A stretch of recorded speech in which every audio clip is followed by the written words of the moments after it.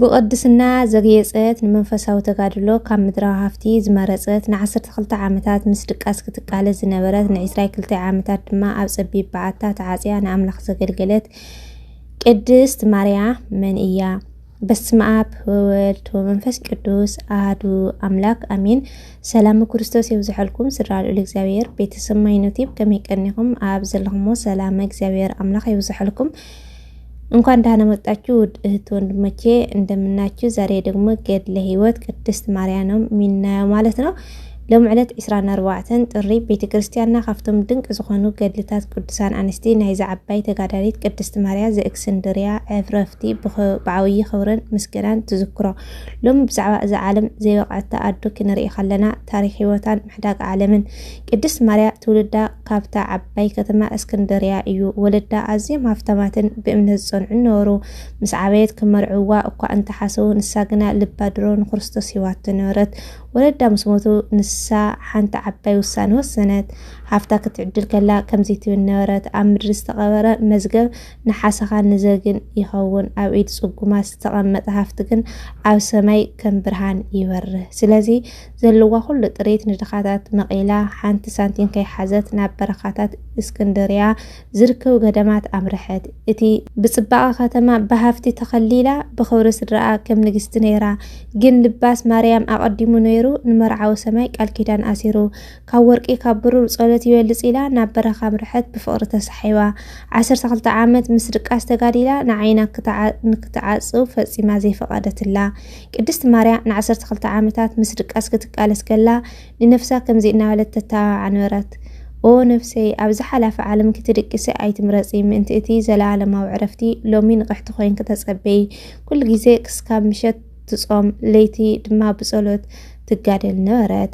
ናይ 22 ዓመት በዓታ ድማ ንሰውነታ ጸኒዓ ብጥሜት ቀጺዓቶ ንሱ ክደቅስ ክብል ንሳስ ተቀስቅሶ 22 ዓመት ኣብ በዓቲ ተዓጽያ መስኮት ጥራይ ኮይኑ መተሓላለፊኣ ብማይ ዝረሐሰ ንቁጽ እንጀራኣ ጸሎት እዩ ነይሩ ቀንዲ ምግቢ ልባ።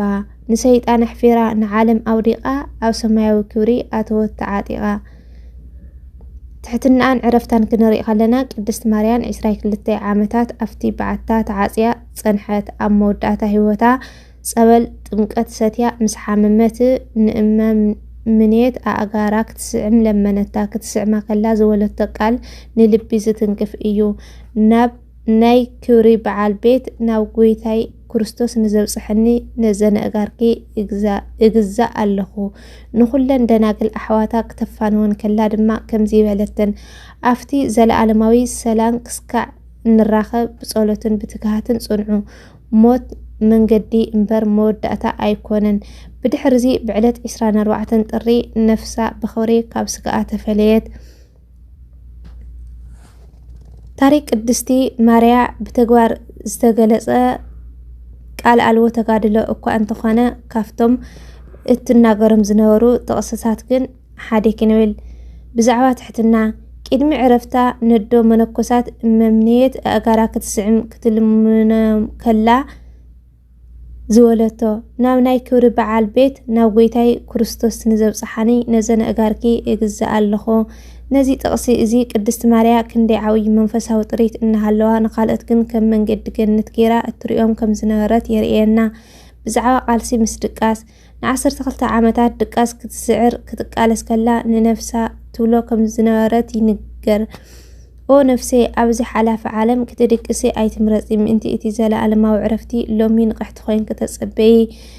መልእኽቱ ድማ ድቃስ ንስጋ ዕረፍቲ እዩ፣ ንነፍሲ ግን ምስጋና ኣምላኽ ከተቋርጽ ዝገብር ፈተና ምዃኑ ተምህር። ብዛዕባ ንዕቐት ዓለም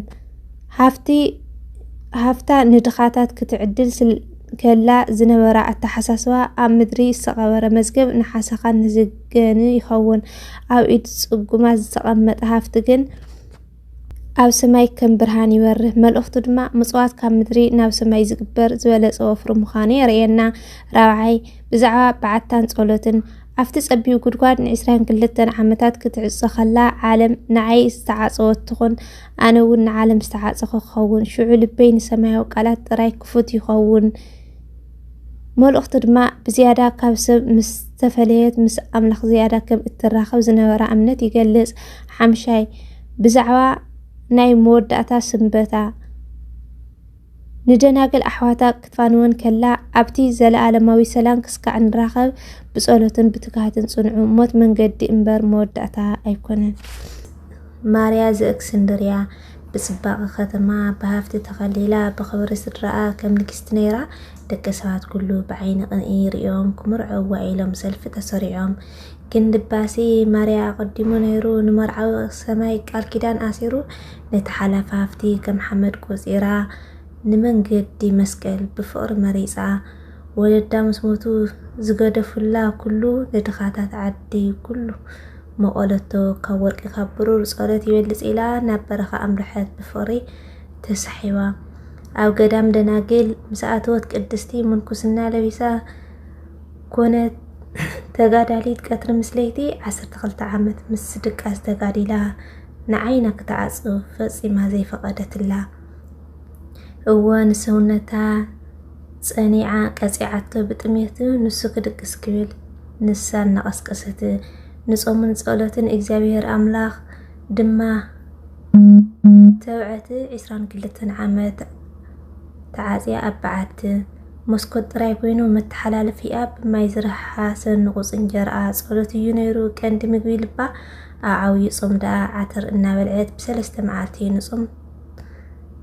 بصم تقصعد نسيت أنا حفيرا نعالم مودقا أو سمايو خوري أتوت تعاطيقا إما منيت كتمس أقرا كتسعمت حتى تمهر نخلو زعالم كابعتا وصيانا بعال بيت كريستوس بخور خادت هيوتا كتتحدث أو قدست ماريا صلوتكي حقزنا كمتيناتكي صنعات نعانا يهاونا أو طري 24 بركتكي كفسس سنكنا صوعنا نفسنا كحدث ناي قدستي عدنا ماريا بركة ريديت أي فلينا إنه مهارة نجر نأملاك قدامنت مهاون تحتنا سلازقنا تسقى بركتها بس كلاتنا إذا كريستيان يكون زنتون زقريرن بأفتكوها الملاك تتأرم اللي وسوات لإكسابير